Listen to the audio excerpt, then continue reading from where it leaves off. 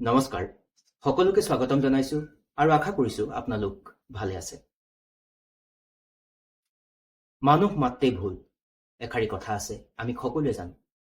আৰু ভুল কৰাটো স্বাভাৱিক কথা, কোনো অস্বাভাৱিক কথা নহয়। পৃথিৱীত এনে কোনো মানুহ নাই যিয়ে জীৱনত ভুল কৰা নাই। হয়তো কোনোৱে ভুলৰ পৰিমাণ বেছি কৰিছে, কোনোৱে হয়তো তাৰ পৰিমাণ কম হ'ব পাৰে, কিন্তু ভুল নকৰা মানুহ এই পৃথিৱীত হয়তো নাই। আপুনি যদি বিচাৰিবলৈ যায় তেতিয়া কিন্তু তেনে মানুহ বিচাৰি নাপাব যিজন মানুহে জীৱনত কেতিয়াও ভুল কৰা নাই। আৰু সেইকাৰণে মই পুনৰবাৰ ক'ব বিচাৰিছো যে মানুহ মাত্ৰেই ভুল। বৰ্তমানৰ সমাজত এনে কিছুমান ব্যক্তি আছে যিসকলে ভুল কৰিছে, কিন্তু তেওঁলোকে নিজৰ ভুল স্বীকাৰ কৰি লৈছে। আৰু সমাজত এনেকুৱাও মানুহ আছে যিসকলে ভুল কৰিছে, কিন্তু ভুল কৰাৰ পাছত তেওঁ আত্ম উপলব্ধিও হৈছে, তথাপিও তেওঁ যে নিজৰ ভুল আছে বা ভুল হৈছে সেইটো তেওঁ স্বীকাৰ কৰিবলৈ অমান্তি হয়। আচল কথাটো কি হ'ল জানে, যে ভুল হোৱাটো স্বাভাৱিক, মানুহ মাত্ৰেই ভুল বুলি আমি সকলোৱে জানো।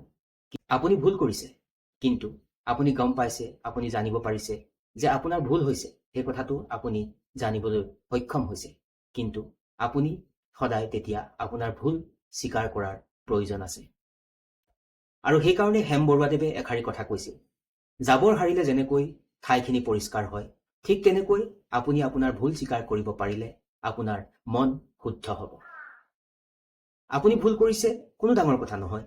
যদি আপুনি কৰা ভুলখিনি আপোনাৰ সঁচাকৈ ভুল হৈছিল বুলি আপুনি আত্ম উপলব্ধি কৰিব পাৰিছে, তেতিয়াহ'লে স্বীকাৰ কৰাৰো প্ৰয়োজন থাকে, আৰু তেতিয়াহে আপোনাৰ মনটো শুদ্ধ হ'ব, পৰিষ্কাৰ হ'ব।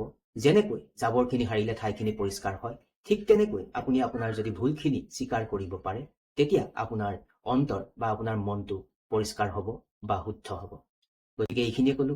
আচলতে ভুল কৰাটো কোনো ডাঙৰ কথা নহয়, মানুহ মাত্ৰেই ভুল হয়। তথাপি আচলতে মানুহ হিচাপে ভুল কৰাৰ পাছত যদি আপুনি ভাবিছে নিশ্চয়কৈ আপুনি ভুল কৰিছে, তেতিয়াহ'লে আপুনি স্বীকাৰ কৰাৰো প্ৰয়োজন থাকে।